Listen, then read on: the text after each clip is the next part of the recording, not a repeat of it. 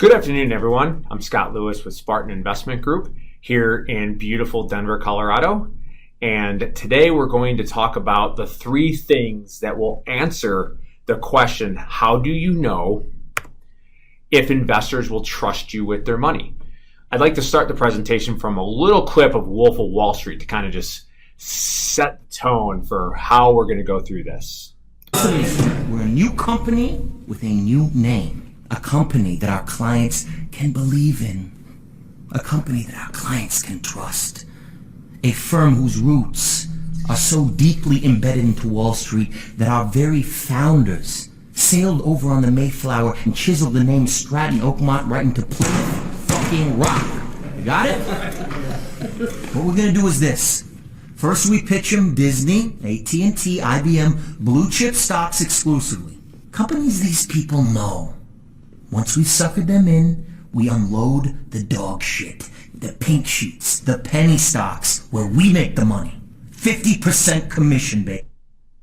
So even though it's a movie and we all know it's based on a true story, it's hard to believe that firms like this actually exist out there, but they do.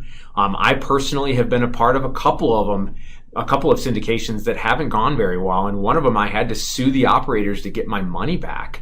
And my business partner, Ryan, is in one now that we think is a Ponzi scheme. It's being investigated by the SEC, but these things do exist. And it's one of the things that causes some trepidation for private investors out there to invest in deals that are private, that are not scrutinized by the SEC.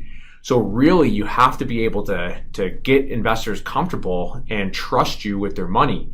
And really, there's three things that I believe that if you get right, you'll be able to raise millions of dollars. And that is your team, your culture, and your answers. And I'll talk a little bit about why I have your answers up there. And you know what isn't up here are the financials. To raise millions of dollars, you're not going to be able to do it on your financials alone. In fact, it'll be secondary to these three things. So let's go ahead and get into it and start by talking about your team. And there's really three areas of your team that you have to truly understand and be able to articulate to current and potential investors. And that's your experience, what resources do you have, and the character of that team. So let's talk about experience. So while understanding and highlighting your track record is important, it's also equally important to highlight how you came to those outcomes from your track record. In her book, Thinking in Bets, Annie Duke talks about decision-making having two components, luck and skill. So when we look at that in the current operating environment, right now, over the past couple years, call it 5 to 7 years, there's been a lot of deals out there from operators that didn't have a lot of skilled decision making, but were getting lucky, maybe through cap rate compression or rent growth or some other variable that they can't control, and they're having a positive outcome. That's not a great way to highlight your track record. What you want is to highlight skilled decision making, even if a deal didn't exactly go the right way because you had some bad luck. For me personally, when I invest, I always look at the skill of the team and their decision making, because I know, based on Annie Dukes and just kind of my own experience, that luck always plays a part and you can't control that. So if you develop a decision making skill within your team, more often than not, you'll do all right. Let's talk about the gray hair phenomenon, right? Like we always hear in our industry that you want some gray hairs on your team.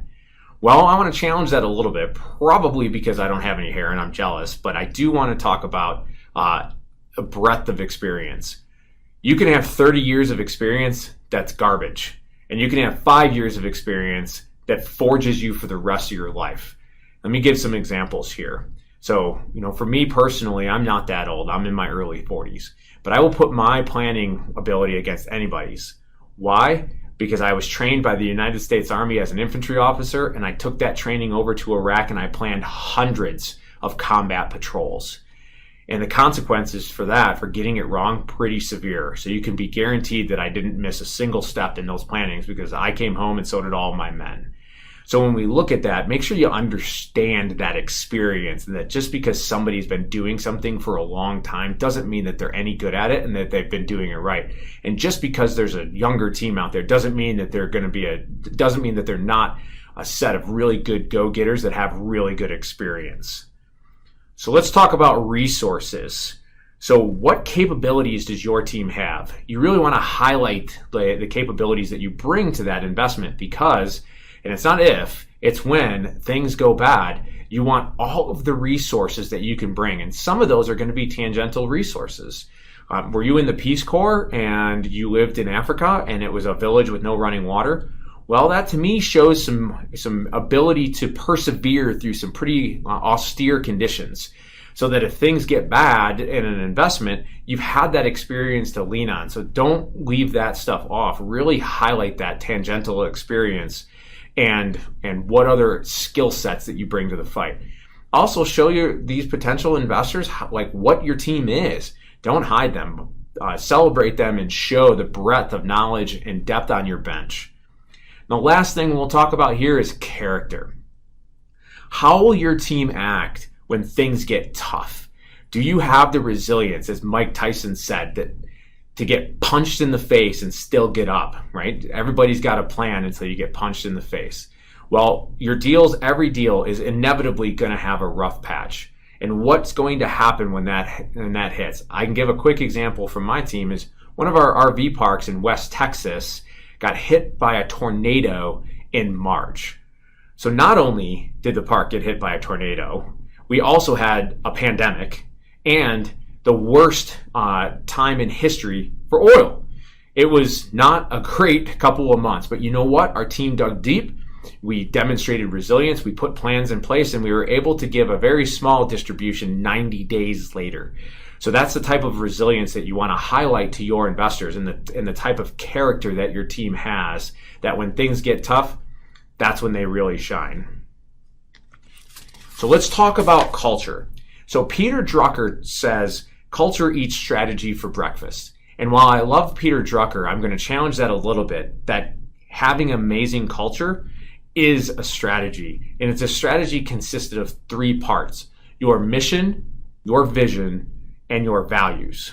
So why is it important to highlight your mission to your investors? Because it shows them why you come to work every day.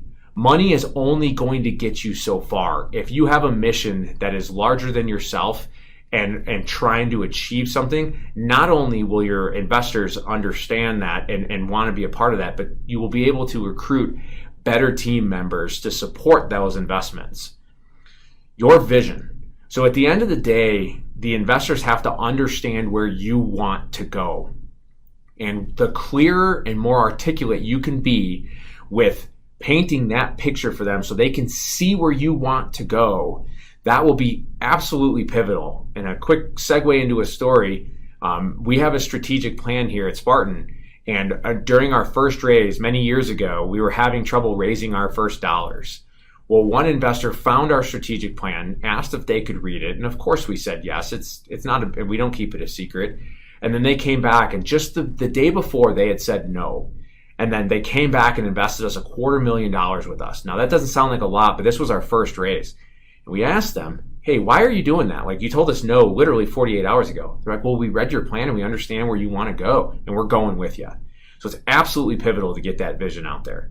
And the last is values, both for you, your team, and then also your investors. What you don't want is a mismatch on values for your investors. You don't want investors that don't drink alcohol when you're buying liquor stores. You don't want investors that all they care about is making money when you want to go out and take on sustainability, right? Which may offer lower returns, but you believe strongly in that. So you really want to highlight those values so that investors can align with you and your team and your investments to make sure that you don't get a mismatch. Finally, let's talk about your answers to some very pivotal questions. So when investors call and they want to talk to you, you better have answers to some of their questions to allay their concerns and to build their confidence. So what are some of the questions that they could ask you that you have answers for?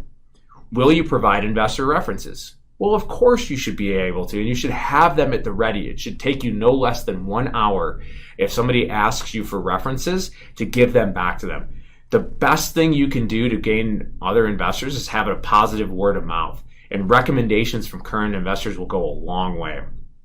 What is your due diligence process? If you can't clearly and quickly articulate your due diligence process, if I'm an investor, you don't have one. So make sure you have that process documented and ready to go, because it's one of the key things that will build the confidence to invest with your group. Walk me through a deal that didn't go planned. Maybe you didn't have a deal that lost money, but all of us out there who have been operating and doing deals for more than 10 minutes have had a deal that didn't exactly go as we planned. Don't hide from it. Don't necessarily wear it as a badge of honor. There's a lot of failure pumping that's going on out there.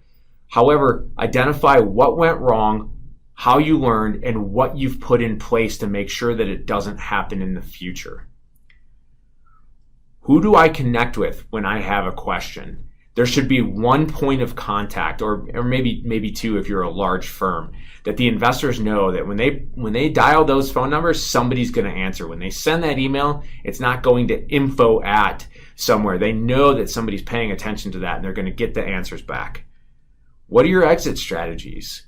Make sure you have multiple courses of action to be able to communicate what happens in various scenarios to get everybody's money back.